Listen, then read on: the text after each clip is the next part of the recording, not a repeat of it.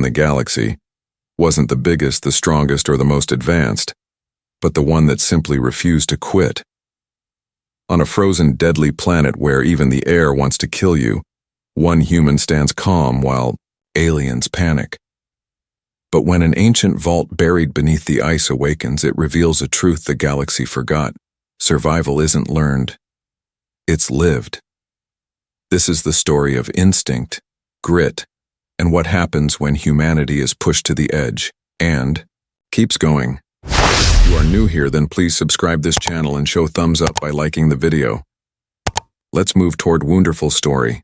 The lecture hall was filled with beings of every size, shape, and color, tentacled, scaled, feathered, and a few that simply shimmered with energy. The room hummed with quiet curiosity until Professor Kellnor's final sentence dropped like a meteor. And that, dear students, is why humans are classified as a Category 12 hazard species. The room fell into stunned silence. One student, a bug-eyed creature with 6 arms and glittering wings, slowly lowered the 3 pens it had been taking notes with. Another, shaped like a walking cloud, pulsed nervously. Only one being didn't seem fazed at all. Mira, the lone human exchange student sitting halfway back in the hall with one leg casually crossed over the other. She blew a stray strand of hair out of her face and kept doodling in the corner of her digital notebook. Professor Kellnor, a tall, jellyfish-like creature with gently waving tentacles and 2 glowing eyes set into his translucent upper half, floated slowly to the center of the room. His tone was calm, even amused. I know this information may be unsettling, but I assure you, humans are not inherently hostile, just uniquely well-equipped to survive things that would vaporize most of us. A rustling insectoid student named Brixel raised one trembling limb. Professor, if humans are so hazardous, why are they allowed at the Galactic Academy at all? Kellnor's eyes twinkled. An excellent question. You see, despite their, shall we say, rough edges, humans adapt. They build alliances. They learn fast. And frankly, the tuition fees they pay are astronomical. Nervous chuckles floated through the room like bubbles. Mira didn't laugh. She'd heard this kind of thing a dozen times already. Hazardous, dangerous, unpredictable. These were just polite words the galaxy used to describe a species that didn't know when to give up. It didn't help that Earth's survival instincts were baked in from generations of dodging volcanoes, hurricanes, and wild animals armed with way too many teeth. Now, Professor Kellner continued, drifting back toward the wall screen. Let's move on to our next unit, Survival Theory 1010. This module will prepare you for some of the galaxy's harshest known worlds, acid rains, unstable atmospheres, bioreactive surfaces, you name it. Mira's mind started to wander. She was already planning her lunch. She hoped the cafeteria had that weird pink protein cube again. It wasn't great, but at least it didn't taste like soap. She was snapped out of her thoughts by a wave of shocked gasps around her. Alien students were whispering in their various languages, some covering their sensory nodes or nervously adjusting their environmental suits. And that's why, Professor Kellnor said, we'll begin our first practical experience next week. A field trip to Varos 9. Someone dropped a tablet. Another fainted. Brixel let out a high-pitched whine that only a few species could hear, but it definitely translated as panic. Mira raised an eyebrow. Varos 9. She hadn't heard of it, but how bad could it be? She leaned over to a classmate, a blue amphibian named Zaru, and whispered, Is it really that dangerous? Zaru's eyes were wide with dread. It's the worst.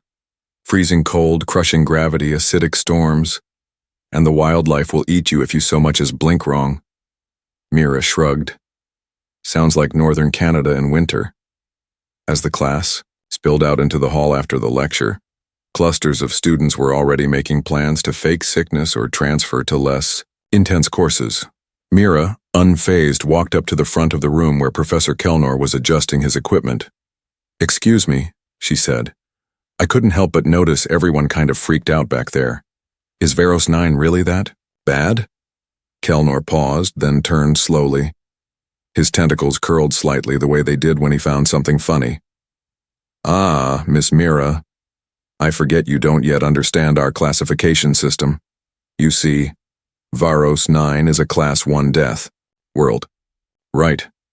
And Earth's what? Class 12? Indeed, he said with a respectful nod. But the difference is important. Earth is passively deadly. It gives you a chance. Varos 9. It actively tries to kill you. Constantly. With no breaks. Mira cracked a smile.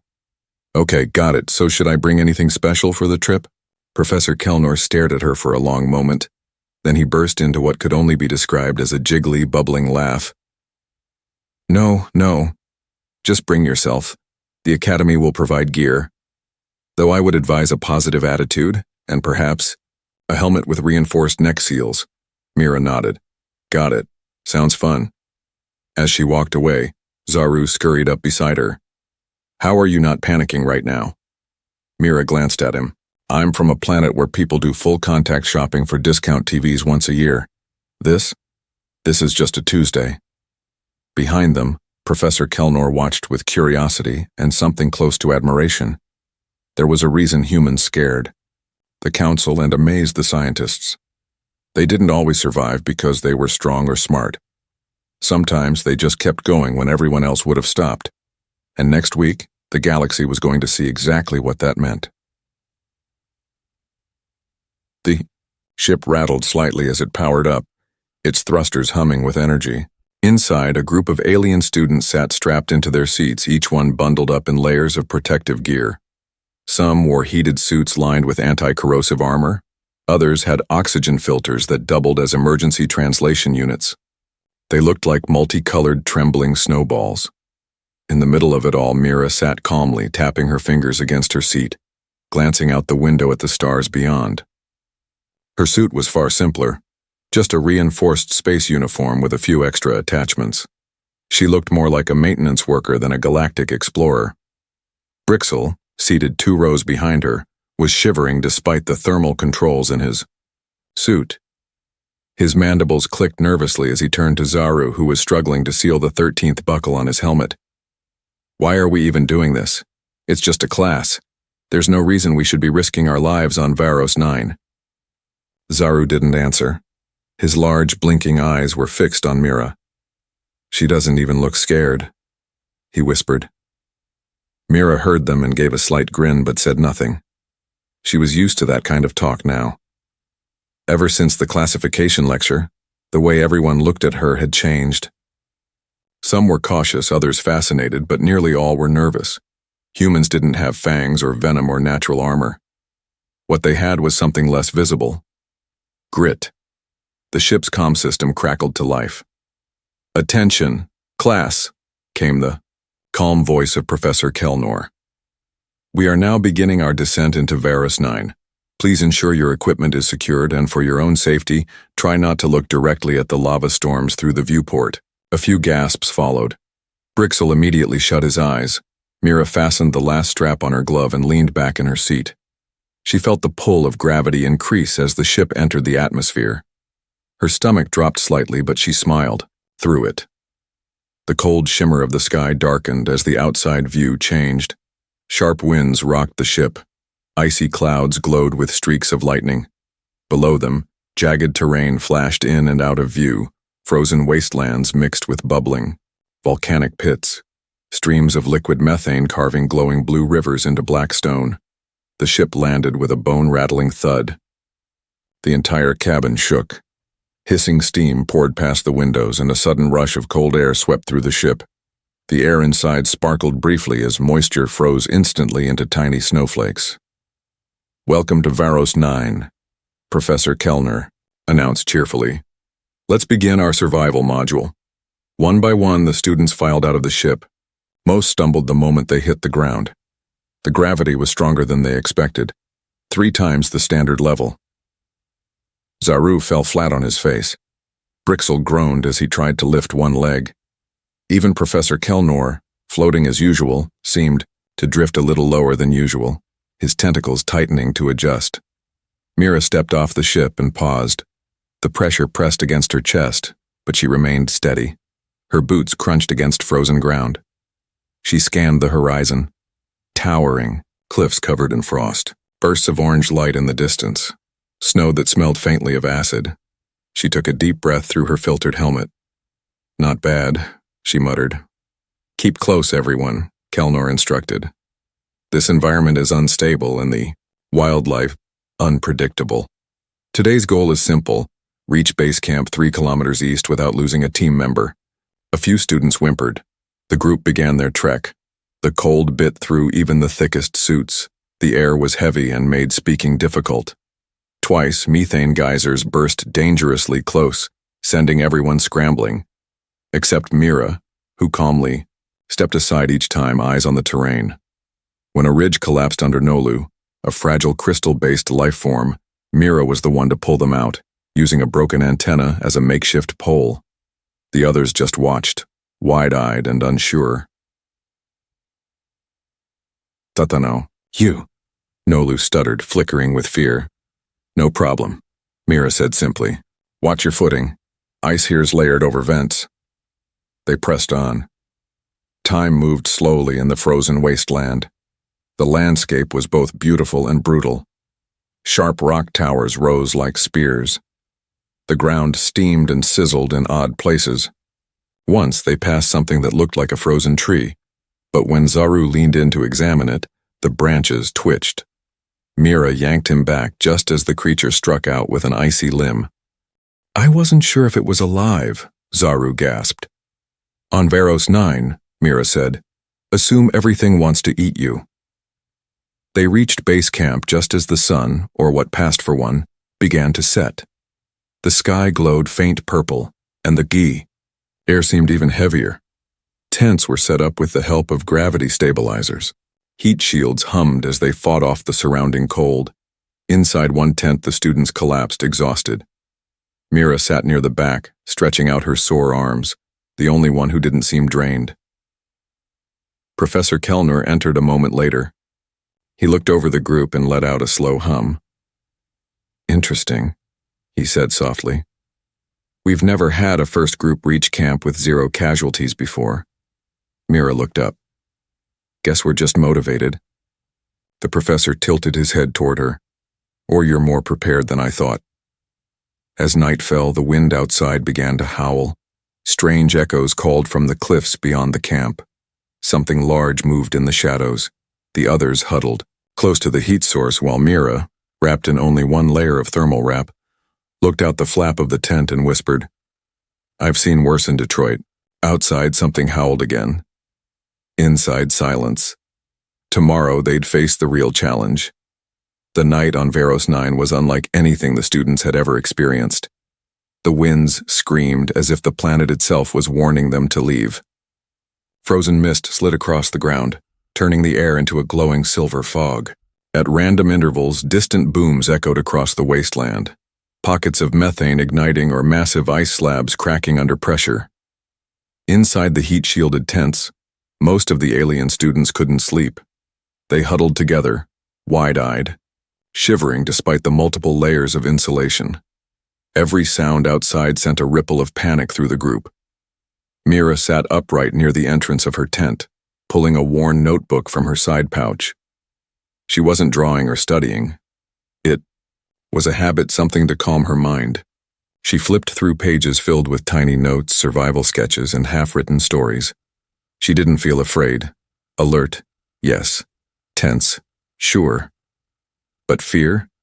She'd felt that before, back home, in a different way. On Earth, fear came in silence. Here, it screamed in the open. That made it easier to deal with. A soft voice broke the quiet. "You're still awake?" She looked up to see Zaru crawling in, his long limbs awkward in the tight space. His eyes blinked with worry. "Couldn't sleep," Mira said. "Too noisy?" He nodded. "And cold. And also, everything." She gave a short laugh. "Fair." Zaru hesitated, then whispered, "How are you so calm?" Mira looked out, through the transparent edge of the tent. A geyser of superheated gas erupted in the distance, lighting up the dark in a sudden flash of blue. "I guess it's not about being calm," she said. It's about being ready. Back home, we don't get to avoid danger. You just learn to face it. Even when you're tired. Even when you're scared. He tilted his head. That's instinct? Maybe. Or just experience. The next morning came with no warning. The weak sunrise bled through thick clouds, casting an orange hue across the camp. The students gathered slowly, rubbing sore limbs and readjusting their gear. One student had a cracked visor from tossing in their sleep and nearly had to be evacuated. Mira helped patch it with a sealant strip in steady hands. Professor Kellner arrived shortly after, floating just above the ground, his tentacles moving slower than usual. Even he looked tired. Today, he announced, we begin our live exercise survival drills. You will operate in teams. Each group will receive limited supplies. The goal is simple. Travel to the far beacon post, collect the tracking module, and return here. Fastest group wins. And yes, everything out there still wants to kill you. The students didn't laugh. Mira was paired with Zaru and Nolu. The three didn't speak much as they gathered their supplies, just checked gear and tightened straps. Then, without much ceremony, they were off. The terrain was worse than the day before. Winds changed direction without warning. Ground that looked solid, crumbled underfoot. At one point, a wall of snow slid off a nearby ridge and almost buried a team 2 units behind them. Mira's group took a narrow path between 2 black rock formations that steamed from underneath. The heat fogged their visors, but she kept moving, watching for signs of gas leaks or unstable ground. About halfway to the beacon, a low growl echoed across the valley. Zaru froze. Did you hear that? Yeah, Mira said, calmly pulling out a flare from her side pack. Keep moving. From behind a slope, a shape appeared. It was massive, something like a bear if a bear had 6 legs, no eyes, and skin that looked like cracked ice. Its breath hissed as it sniffed the air. Nolu panicked and slipped, crashing into a nearby boulder. The creature turned its head sharply at the sound. Run, Mira said, not yelling, just certain. They ran. The creature gave chase, moving surprisingly fast for something so large. It didn't roar or howl, just charged with a purpose. Mira turned a corner and tossed the flare to one side. The creature veered after it, pouncing with a terrifying thud. The flare hissed and sparked beneath its clawed feet. It stopped moving for a moment, confused, as the group disappeared behind a frozen dune. Breathing hard, they slid down the other side and landed near the beacon. Zaru fell to his knees. I thought we were done. You were quick on your feet, Mira said, helping him up. That was luck. Maybe, but luck favors the prepared. They grabbed the tracking module and headed back toward camp. The trip back was quieter. The wind eased slightly, as if the planet had tired of its usual threats. At the edge of camp, Professor Kellner stood waiting. His eyes narrowed when he saw them, intact, uninjured, and surprisingly early. You retrieved the module already? Mira nodded and held it up. No scratches either. The professor hovered closer. Did you encounter any wildlife? Big thing, 6 legs, didn't like bright lights. He stared at her, unreadable. Most students wouldn't know how to handle that. She shrugged. Instinct. Later, that evening, as the sky turned from orange to a deep indigo, the other teams returned, many limping, one needing medical aid. The students looked at Mira differently now, not with fear or suspicion, but with cautious respect. She had seen danger up close and moved through it like she belonged. As they sat by the campfire shield, Zaru leaned over and whispered, You might be part alien. Mira grinned. Or maybe you're all just a little bit human now. Above them, the stars twinkled through the haze. Varos 9 still growled in the distance, but for once it seemed to be watching. Waiting. The storm passed during the night, leaving behind a thick layer of frost that shimmered like broken glass across the valley. The wind had calmed, but the cold was sharper than ever. The morning light spilled over jagged cliffs, revealing something new. Just beyond the ridge, half buried under ice and stone, stood a structure no one had seen before. It didn't match the natural rock around it. Smooth, metallic, and faintly glowing with a deep blue pulse, it looked like a door to something ancient. Mira was the first to spot it. She had woken early as usual and wandered just outside the camp's safe zone, taking in the silence. Her visor reflected the glint of the structure, and she paused. Something about it felt off. Not dangerous exactly, just different, the kind of different that makes you want to look closer, even when you know you probably shouldn't. By the time Professor Kellnor floated over to examine it, the rest of the students had gathered, murmuring in awe. Some took pictures, others whispered theories about what it might be. An old base, a research post, or maybe even an alien tomb. Only Mira stayed quiet, her eyes fixed on the ice-covered entrance. Kellnor's tentacles twitched thoughtfully. This wasn't in the planetary records, which means it predates our maps. Are we going in? Zaru asked, voice tight. Only if we're cautious, the professor said. I'll call in a specialist to evaluate the structure. That afternoon, a new figure arrived. Tovin, an archaeologist from the university's Outer World Division. His skin was pale and almost glassy, his voice slow and thoughtful. He studied the door for a long time before speaking. This isn't just a structure, he said. This is a vault, a training site, pre-galactic era, designed for endurance trials. The students blinked in confusion. You mean, Mira said, it's like a school? A test ground, Tovin corrected. For elite explorers. The ones who came before the council before we even had starships. The early ones. The ones who survived places like Veros 9 without technology. Mira stepped closer. Can it be opened? Tovin hesitated, then nodded. It'll respond to biological presence, but it might only open for someone with the right traits. Professor, Kellnor turned to Mira, already knowing who would go first. Minutes later, the door slid open with a soft hiss. Ice cracked and fell away, revealing a long corridor sloping into the mountain. No lights turned on, but strange, faint patterns glowed on the walls as Mira stepped inside. The air was heavy and still, but breathable through her filters. The others stayed at the entrance, too nervous to follow. Only Tovin and Zaru joined her. Their footsteps echoed faintly as they walked through the ancient hallway, the temperature dropping with each step. Strange carvings lined the walls, images of figures climbing cliffs, swimming through acid lakes, dodging falling rocks. Challenges, trials, a story of survival carved in silence. At the end of the corridor, they reached a chamber. In its center stood a tall column with something embedded in it, a device shaped like a star glowing gently. Tovin stared at it, breath fogging his visor. This is a marker, he whispered. They left this behind to signal completion. Whoever reached this point would have passed the test. Mira stepped forward and touched it.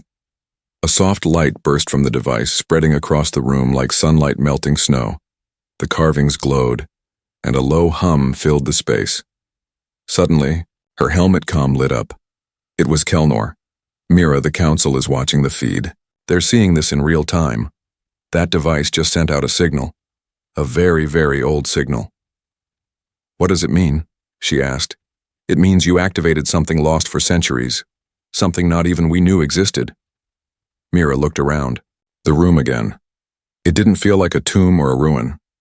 It felt like a message, a reminder, that surviving wasn't just about technology or luck. It was about instinct, courage, and persistence. They left the vault slowly, quietly. The sun was lower now, casting long shadows over the icy land. Back at camp, the students greeted her like she was different, changed. But Mira didn't feel different. She just felt more understood. That evening, Professor Kellnor called everyone together. As of today, he announced, the council has approved a new study track, Earthian Applied Endurance.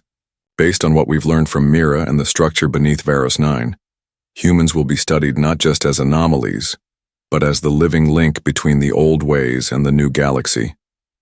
There was a pause, and then soft applause. It wasn't loud or dramatic, but it was real. Later, as the stars emerged overhead, Zaru sat beside Mira and asked, "So what did it feel like?" "Honestly," she said, "it felt familiar, like home." He blinked. "Your home is that intense?" She smiled. "Sometimes worse, but the people there, we don't back down, we adapt." He thought about that for a moment. "Maybe that's why the galaxy needs you." She looked up at the stars and nodded. Maybe it always did. Far behind them, the vault pulsed once more, then went still.